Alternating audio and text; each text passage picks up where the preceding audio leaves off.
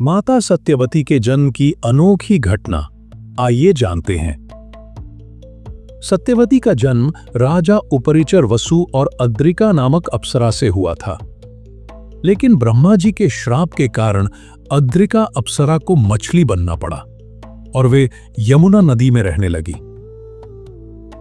एक बार चेदी देश के राजा उपरिचर वसु शिकार के लिए वन में गए।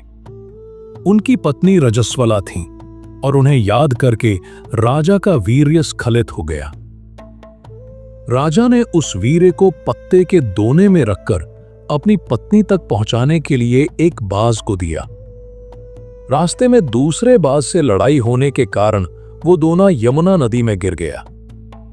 शापित मछली अप्सरा अद्रिका ने उस वीर्य को निगल लिया और वो गर्भवती हो गई। 10 महीने बाद एक मछुआरे के जाल में वो मछली फंसी।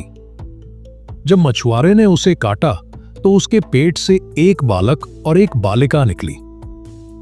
मछली इस प्रकार शाप से मुक्त होकर पुनः अप्सरा बन गई।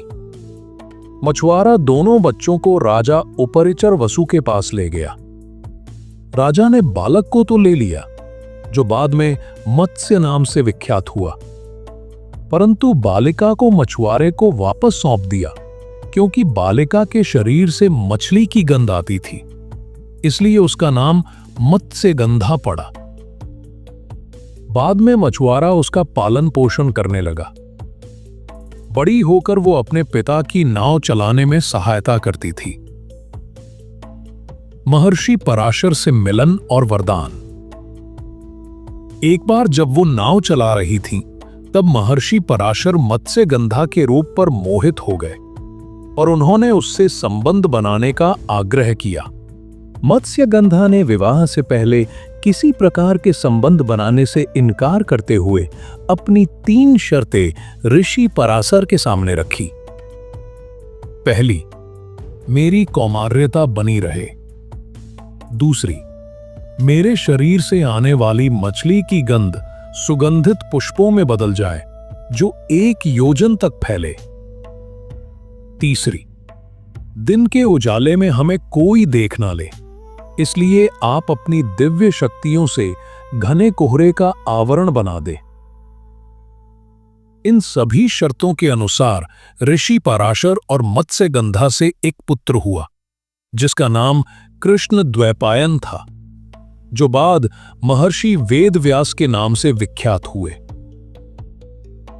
बाद में समय के साथ मत्स्यगंधा का नाम सत्यवती पड़ा, जो मछुआरों के सरदार दशराज की पुत्री हुई।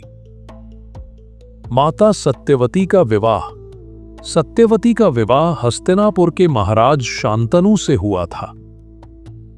एक बार जब महाराज शांतनु यमुना नदी के तट पर विचरण कर रहे थे, तब उनकी नजर रूपवान सत्यवती पर पड़ी और वे उनके रूप और सुगंध से मोहित हो गए और उनसे विवाह का प्रस्ताव रख दिया। सत्यवती के पिता की शर्त।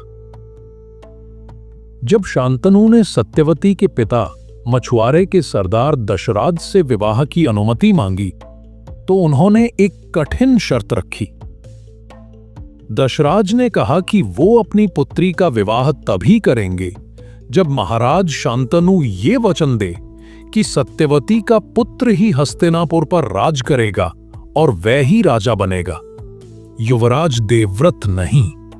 महाराज शांतनु पहले ही गंगा के पुत्र देवव्रत भीष्म को युवराज बना चुके थे, इसलिए वो ये शर्त सुनकर दुखी और निराश होकर लौट आए। जब देवव्रत को पिता के दुख का कारण पता चला, तो उन्होंने स्वयं दशराज के पास जाकर ये घोर प्रतिज्ञा ली कि मैं कभी भी विवाह नहीं करूंगा और आजीवन ब्रह्मचारी रहूंगा। वह सदैव हस्तिनापुर और हस्तिनापुर के महाराजा की सेवा करूंगा।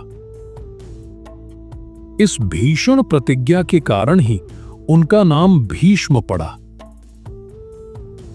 विवाह। भीष्म की इस महान प्रतिज्ञा के बाद दशराज ने संतुष्ट होकर अपनी पुत्री सत्यवती का विवाह महाराज शांतनु से कर दिया। बाद में शांतनु और सत्यवती के 2 पुत्र हुए, चित्रांगद और विचित्रवीर। जब चित्रांगद और विचित्रवीर ये बाल्य अवस्था में थे, तब महाराज शांतनु स्वर्ग सिधार गए। समय के साथ युवा चित्रांगद का विवाह होने से पहले ही गंधर्वों से युद्ध करते हुए उनकी मृत्यु हो गई थी, इसलिए उनका कोई विवाह नहीं हुआ। विचित्रवीर्य का विवाह अंबिका और अंबालिका से हुआ था। ये दोनों काशीराज की पुत्रियां थीं, जिन्हें भीष्म उनके स्वयंवर से जीत कर लाए।